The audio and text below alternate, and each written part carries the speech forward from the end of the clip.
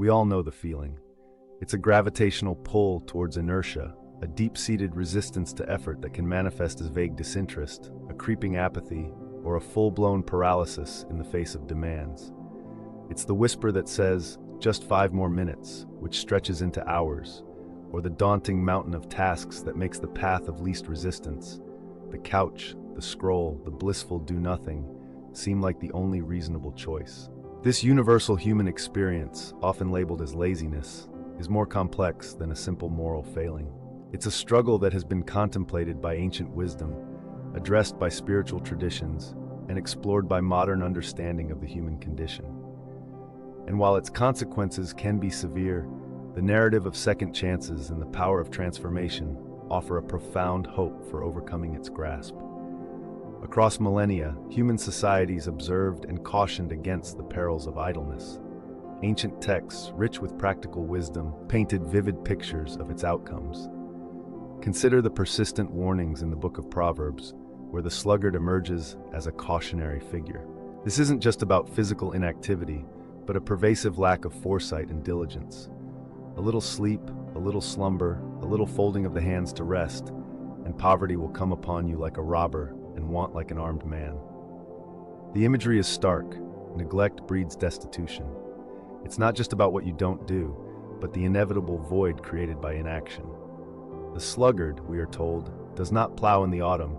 He will seek at harvest time and have nothing. The direct consequence of shirking effort when it's due is a barren future.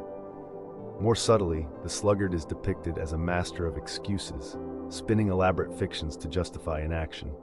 The sluggard says, "There is a lion outside. I shall be killed in the streets," a humorous yet poignant illustration of self-deception in avoiding responsibility. These ancient insights aren't simply condemnations. They are observations of cause and effect.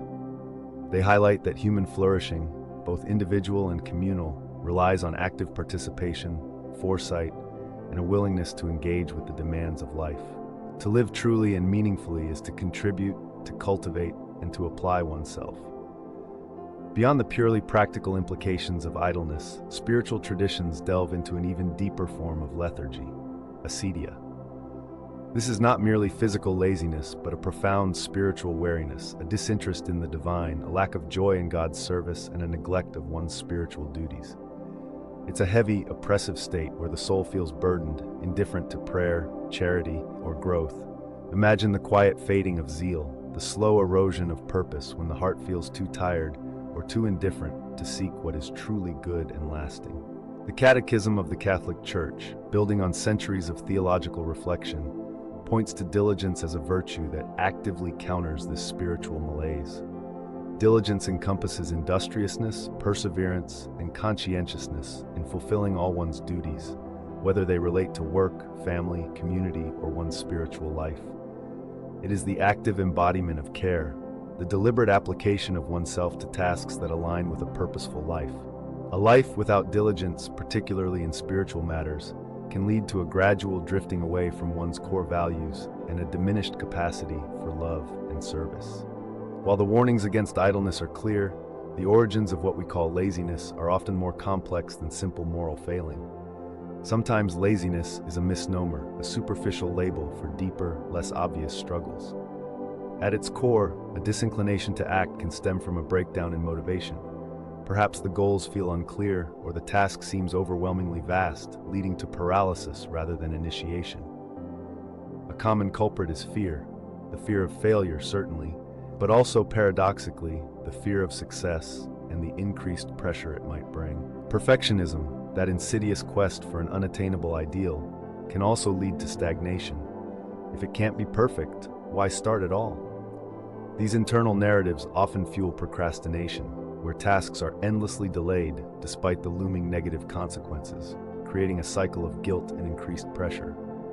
Beyond these internal mental landscapes, our wider circumstances can play a significant role. Imagine someone facing persistent economic insecurity.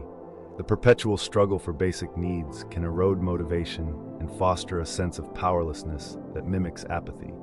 A lack of opportunity, or systemic barriers, can make effort seem futile. Conversely, in a society that often demands relentless productivity, what might appear as laziness could sometimes be a necessary pause, a body and mind simply demanding rest and recovery from chronic burnout. Our social connections, too, can influence our drive. A lack of community support or a feeling of isolation can diminish a sense of purpose, making it harder to summon the energy for engagement. True laziness might be a symptom, not the root cause, of conditions like depression, chronic fatigue, anxiety, or neurodivergence, which profoundly impact energy levels and the ability to initiate tasks. Despite the profound challenges posed by idleness, both personal and societal, the human story is fundamentally one of hope, transformation, and second chances. This is a central truth woven through both ancient wisdom and modern understanding. Consider the powerful narratives of renewal in Scripture. The Bible is not just a book of commandments, but a testament to divine mercy and the boundless capacity for redemption. Figures like Peter, who denied Christ, or Saul, the persecutor transformed into Paul the Apostle, exemplify radical second chances. Their stories underscore a profound truth. Our past failures, our moments of spiritual or practical idleness, do not define our ultimate potential. God's grace is ever present, offering a path back from apathy and error to renewed purpose and active discipleship. This divine patience extends to our struggles with idleness, inviting us to turn from listlessness to renewed zeal. The Christian tradition, through sacraments like reconciliation, offers a tangible path to acknowledge our failures, receive forgiveness, and commit to a fresh start, empowered by grace. From a practical perspective, our capacity for growth is equally profound. The human brain is remarkably plastic, capable of forming new habits and breaking old ones. Understanding the complex roots of our inaction is the first crucial step. When we identify whether our laziness stems from fear, overwhelm, burnout, or a deeper emotional or physical struggle, we gain the power to address it effectively. Overcoming the inertia of laziness isn't about shaming oneself into action, but about understanding its multifaceted nature and implementing practical strategies. Here are some proven approaches to cultivate diligence and embrace renewed purpose. Break it down. The sheer size of a task can be paralyzing. Deconstruct large goals into tiny, manageable steps. Instead of clean the whole house, think wipe down the kitchen counter. This makes the starting point less daunting and builds momentum with small successes. Start small, build momentum. Don't wait for motivation to strike. Take the smallest possible action. Just opening the relevant document, putting on your running shoes, or writing one sentence can often be enough to kickstart the process. Momentum builds on itself. Identify your why. Connect your tasks to a deeper purpose or value. Why is this important? How does it serve your goals, your loved ones, or your faith? When the why is clear and compelling, the what becomes easier. Set realistic goals and ditch perfectionism. Aim for good enough rather than flawless. Perfectionism is often a disguised form of procrastination. Focus on completion and progress over an unattainable ideal. Cultivate self-compassion. Avoid harsh self-criticism. Recognize that everyone struggles with motivation sometimes. Treat yourself with the same kindness and understanding you would offer a friend, then gently encourage yourself forward. Address underlying issues. If persistent laziness is accompanied by low mood, anxiety, or chronic fatigue, consider if there are deeper mental or physical health concerns at play. Seeking professional support from a doctor or therapist can be a transformative step. Optimize your environment. Reduce distractions. Create a dedicated workspace. Put away your phone for periods of focused work. Make the path to productive action as easy as possible and the path to distraction more difficult. Leverage accountability. Share your goals with a trusted friend, family member, or mentor. Knowing someone else is aware of your intentions can provide an extra push. Build consistent habits. Consistency is key. Even if it's just 15 minutes a day, engaging in a task regularly builds a habit loop that makes it easier to start next time.